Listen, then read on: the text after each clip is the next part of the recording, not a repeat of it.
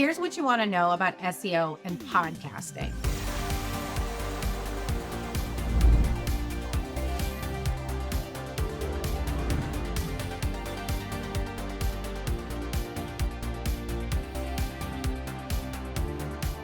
I'm Melanie Gorman. I'm the founder of Crownsville Media. We're an SEO and content creation company. We do websites, we do social media, all that good stuff. And many people come to me asking about what they should do to connect their SEO and their podcast together. So the first thing you want to think about with a podcast is the name of your podcast. You can name it anything. If there's an opportunity for your podcast to have an SEO focused name, it's better. Most people name their podcast something conversational, and they usually want to have some kind of a hook to it. So something that's going to get people to remember it. It's usually short. And there's a ton of different things out there in your industry to look at to see who's doing it well, who's got an audience, who's getting views, and who's getting subscribers. What you really want to think about is is your name memorable? And if you can, in any way, shape, or form, have a short name that also has SEO to it that's connected to your business and your brand, that is ideal. Thinking through the name of your podcast is the starting point.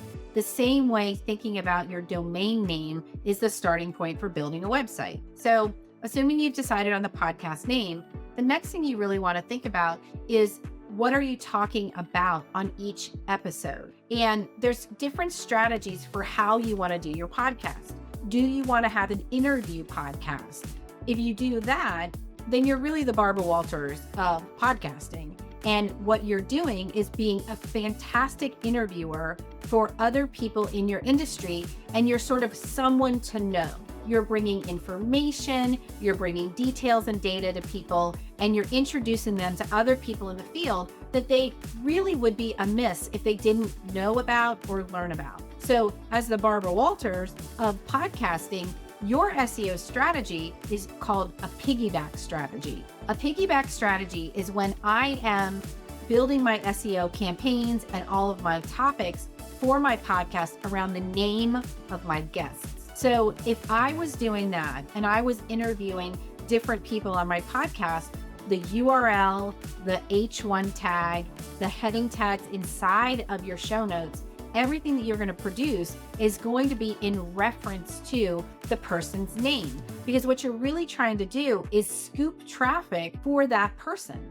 So if I was interviewing Barack Obama, I would want my podcast to be optimized on his name. And my hope would be that when someone Googled Barack Obama on a podcast, that somehow my show came up. Now, if you want to do your podcast based on topics and you want to be known for specific industry terms, like let's say you're a mental health therapist and you want to do a therapist podcast talking to other therapists about therapy techniques.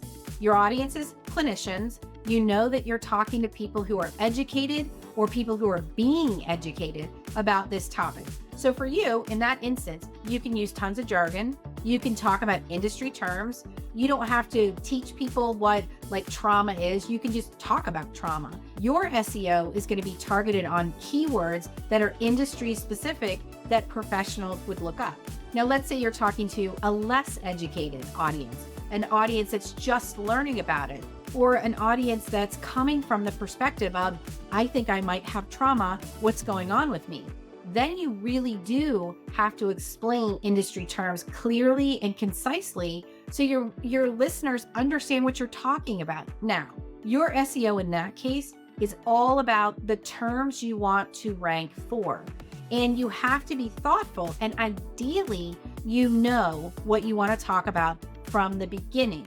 So both of these strategies, the piggyback strategy or the keyword strategy, you want to know as a podcaster what you're going to talk about before you sit down to film. So the last thing I'll say is this. You want to think about not just putting out online a transcript. You want to think about translating the transcript into an article. Make it into something people could read without having to know Melanie was speaking and then the guest was speaking and then Melanie was speaking and the guest was speaking. Articles are looked at more positively than just a transcript. People don't always love reading a transcript.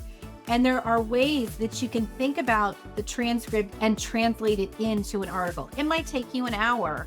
It's not going to take you anywhere the time it would have taken you to write that long of a piece of content. So you can translate it into a proper article and then publish it on your website. And last thought, if you are someone that's done, 300 podcasts in the past, the next logical question is, can you go backwards in time and execute this strategy on your old podcast? Absolutely, you can. And I have a resource for you that can help you. So in the comments below, there'll be a link to schedule a consultation with me if you would like to talk about it. I'll also give you a free gift to help you out, and you can sign up for my newsletter. So thanks for watching. I really hope this was helpful for learning more about how to optimize your podcast and get more out of them online.